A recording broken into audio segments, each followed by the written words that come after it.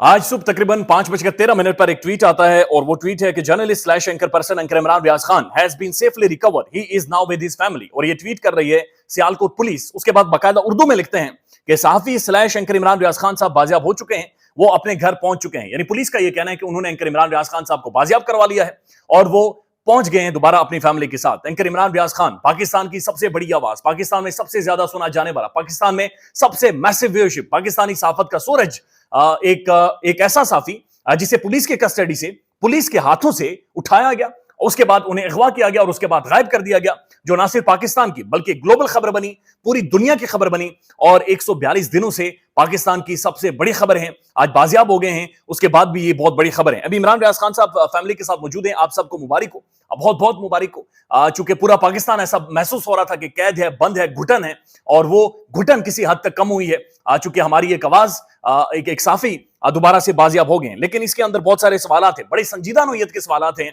जिनके जवाब हैं कि इमरान रियाज खान साहब ने नहीं देने, मैंने और आपने देने हैं, इस सिस्टम ने देने, पुलिस ने देने, रियासत ने देने।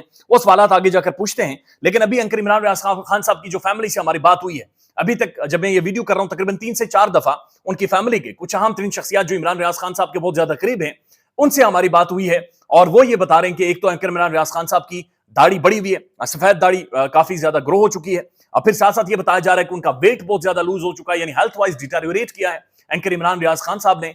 और फिर एक चीज जिसके ऊपर थोड़ी सी तशवीश है, जिसने थोड़ा सा परेशान किया है, वो कुछ फैमिली जरा ये कंफर्म कर रहे हैं कि इमरान रियाज खान साहब को बोलने में मसला हो रहा है, यानी उन्हें स्पीच में, बात करने में उन्हें मसला हो रहा है। अब इसके ऊपर 2-3 चीजें हो सकती हैं पॉसिबली। एक तो ये हो सकती है कि चूंकि वीकनेस बहुत ज्यादा है और उस वीकनेस की वजह से शायद बोलने में ज्यादा मसला हो रहा है। लेकिन दूसरी चीज ये भी हो सकती है कि शायद जो आपने 140-42 दिन गुजारे हैं, वो आपने ऐसी तन्हाई में गुजारे हैं, ऐसे अकेलेपन में गुजारे हैं कि जहां पर आपकी बातचीत नहीं होती थी, आपकी कम्युनिकेशन नहीं होती थी, आप किसी से गुफ्तगू नहीं करते थे। लिहाजा इस वजह से भी आपको बोलने में बाद में किसी हद तक मसले होना शुरू हो जाते हैं। लेकिन अच्छी खबर यह है कि एंकर इमरान रियाज खान बाजियाब हो गए, खैरियत से बाजियाब हो गए। लिहाजा वो तमाम तरह अफवाहें जिन्होंने सर उठाया था वो दम तोड़ चुकी हैं। फिर इसी दौरान एक और भंड मारा गया है और कुछ साथियों ने भंड मारा है, वो भंड आपके सामने रख देते हैं। और उन्होंने क्या गलाजत आकर ट्विटर के ऊपर फैलाई है, और वो खुद को उस्ताद भी कहते हैं, साफी भी कहते हैं। वो जो भंड और गलाजत है वो भी आपको बताएंगे, और उसके ऊपर जो आप अल्फाज इस्तेमाल कर सके वो आपके ऊपर है। लेकिन कुछ एक चीजें जो कुछ साफी रिपोर्ट कर रहे हैं, पाकिस्तान से बाहर बैठे हुए पाकिस्तान के प्रोमिनेंट जर्नलिस्ट, वो उसी तरह से आपके सामने रख देते हैं। पुलिस ये कह रही है कि एंकर इमरान रियाज खान को हमने बाजियाब करवाया है। बाजियाब उस शख्स को करवाया जाता है, उस शख्स को आप बाजियाबी उसकी करवाते हैं जिस शख्स को आप खुद जाकर रिकवर करें।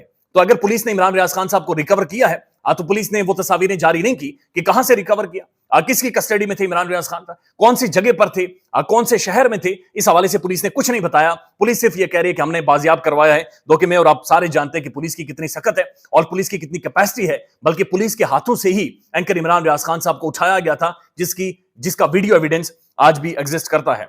अब 2-3 चीजें जो कि बहुत ज्यादा इंटरेस्टिंग है। सबसे पहले एंकर इमरान रियाज खान साहब 142 दिन तकरीबन गायब रहे।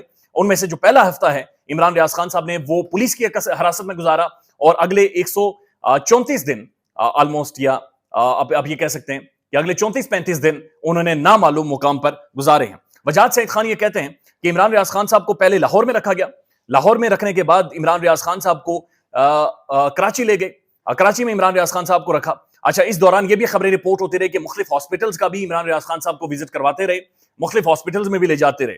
उसके बाद वो कहते हैं कि जनाब कराची में जब भी इमरान रियाज खान साहब थे या लाहौर में भी थे, उस दौरान भी वजाहत सईद खान साहब के मुताबिक उनकी फैमिली से 1-2 दफा गुफ्तगू करवाई गई, बातचीत करवाई गई, और उसके बाद फिर अचानक बातचीत होना बंद हो गई। यानी फिर इमरान रियाज खान साहब की फैमिली के साथ कोई बातचीत नहीं हुई। वो कहते हैं कि ये वो वक्त था कि जहां पर बैनुल अक़वामी जो इदारे हैं, रिपोर्टर्स विदाउट बॉर्डर्स के कुछ जर्नलिस्ट हैं, मुख्तलिफ पाकिस्तान के अंदर साफी हैं, उन्होंने ये क्लेम करना शुरू कर दिया, या ये अफवाहें या तासुर पाकिस्तान में पैदा होना शुरू हो गया कि खुदा न खास्ता एंकर इमरान रियाज खान साहब के साथ कोई हादसा पेश आया है और उन्हें कोई नुकसान पहुंचा दिया गया है।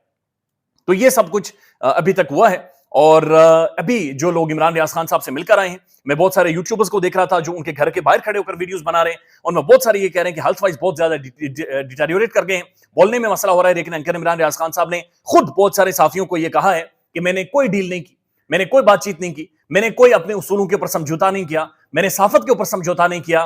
लिहाजा मैं अभी भी अपने मौकिफ के ऊपर, अपनी साफत के ऊपर, अपने ओपिनियन के ऊपर मैं आज भी डटा हुआ हूं, और जो मैं इससे पहले मेरी सोच थी मैं उसको कंटिन्यू रखूंगा और मैं उसके ऊपर मौजूद हूं। बहुत सारे लोग जो इमरान रियाज खान साहब से मिलकर आए वो इस चीज को क्लेम कर रहे हैं। अब इसी दौरान होता क्या है, इसी दौरान एक ट्वीट आता है और ये मतीन हैदर साहब का ट्वीट है, यानी आज के दिन ही उनका ये ट्वीट आया है। मैं आपके सामने पढ़ भी देता हूं, आपको ज्यादा बेहतर समझ आएगा।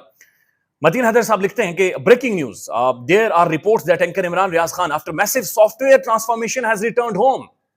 कि इमरान रियाज खान साहब का सॉफ्टवेयर अपडेट हुआ है और वो रिटर्न होम हो गए हैं। We hope he would no more be PTI activist and would be an objective and balance journalist. ये कह रहे हैं कि वो पीटीआई एक्टिविस्ट नहीं होंगे, वो बैलेंस जर्नलिस्ट होंगे। PTI promoted hate, violence, political divide and intolerance in Pakistan. अब ये मतीन हैदर साहब ये उस्ताद भी हैं, ये साफी भी हैं, ये खुद को साफी कहते हैं, और ये कहते हैं कि पीटीआई प्रोमोटेड हेट, यानी ये एक पार्टी के ऊपर ये इल्जाम लगा रहे हैं कि वो हेट फैलाती है, वायलेंस, पॉलिटिकल डिवाइड और इनटॉलरेंस फैलाती है। ऐसा महसूस हुआ है कि इमरान रियाज खान आया है तो इन्हें जला है, इनका कुछ ना कुछ जला है और इन्हें जलन महसूस हुई है, बल्कि ये इनका सांस रुका है, इनका दम घुटा है और इन्हें बड़ी मुश्किलात हुई हैं। बड़ी मुश्किलात से इन्होंने खुद को संभाला है और उसके बाद जाकर उन्होंने ये ट्वीट किया और ये कह रहे हैं कि इमरान रियाज का सॉफ्टवेयर अपडेट होकर आया है। यानी जिन को ये अब्बू कहकर सॉफ्टवेयर अपडेट करवाते हैं, या जो सॉफ्टवेयर अपडेट करवाने वाले जो बहुत सारे साफियों के अब्बू हैं, ये उन्हें अप्रिशिएट कर रहे हैं कि वेल डन, आपने इमरान रियाज खान का सॉफ्टवेयर अपडेट किया और वापस भेजा है। तो ये अंदाजा लगाएं पाकिस्तानी साफत का, पाकिस्तान के सीनियर साफियों का, और इससे यकीनी तौर पर दिल दुखा है, हम मायूस हुए, इस चीज पर गुस्सा आया है और ये रिएक्शन पूरे पाकिस्तान में अभी महसूस किया जा रहा है। उसके बाद वो लिखते हैं, we hope he would no more PTI activist and would be an objective and balanced journalist.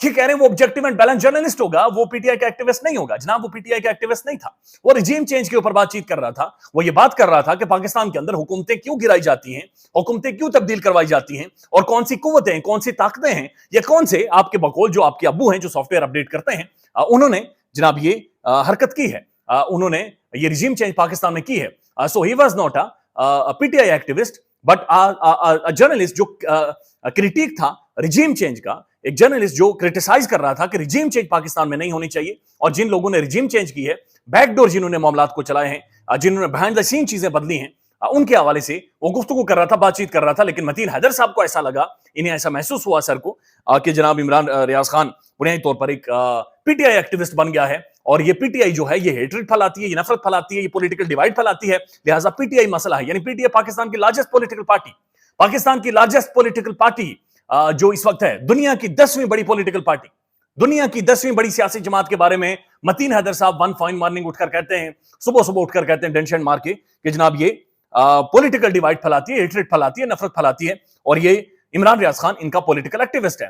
तो इस चीज ने काफी ज्यादा दुखी किया है। ओवरऑल बहुत तगड़ा रिएक्शन आया पाकिस्तान के ट्विटर के ऊपर, टॉप ट्रेंड बने हैं।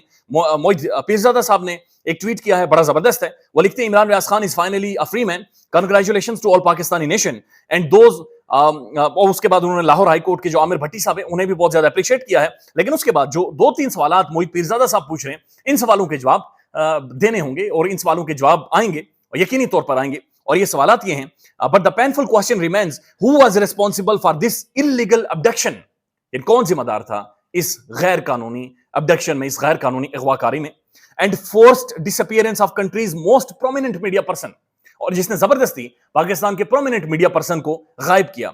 And how to describe a state where such wrong character remained behind the reach of the law, कि रियासत इन्हें कैसे डिफाइन करेगी कि जहां पर ऐसे लोग जो मावराए कानून हैं और मावराए कानून काम करते हैं, उन्हें रियासत कैसे डिफाइन करेगी? अपने आप में एक सवाल होगा। सो ख्याल रखिएगा अपना, फॉलो अप करेंगे इसी सारी स्टोरी का। अल्लाह हाफिज। पाकिस्तान में इस वक्त सबसे बड़ा मसला बोलना है। यहां पर जुबानें खींच ली जाती हैं, साफियों को गैर कानूनी तरीके से उठा लिया जाता है।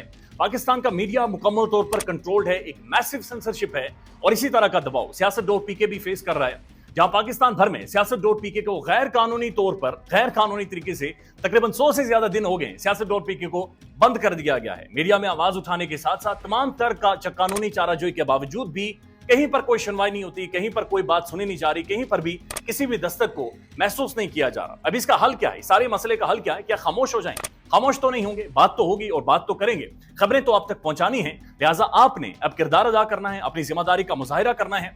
आपने सबसे पहले ज्वाइन के बटन के ऊपर जाना है, हमारी मेंबरशिप लेनी है और उसके बाद पैट्रियन में जाकर सियासत.pk को सपोर्ट करना है। ये बहुत ज्यादा जरूरी है, क्योंकि इस वक्त अगर हम खामोश हो गए तो हमारी मात बोलेगी, हमारी शिकस्त बोलेगी। इस वक्त बोलना जरूरी है। आप सब ने आप सबकी आवाज होगी जो आप किरदार अदा करेंगे। लिहाजा ज्वाइन के बटन के ऊपर जाएं, मेंबरशिप लें और उसके बाद पैट्रियन में जाकर सपोर्ट करें। शुक्रिया।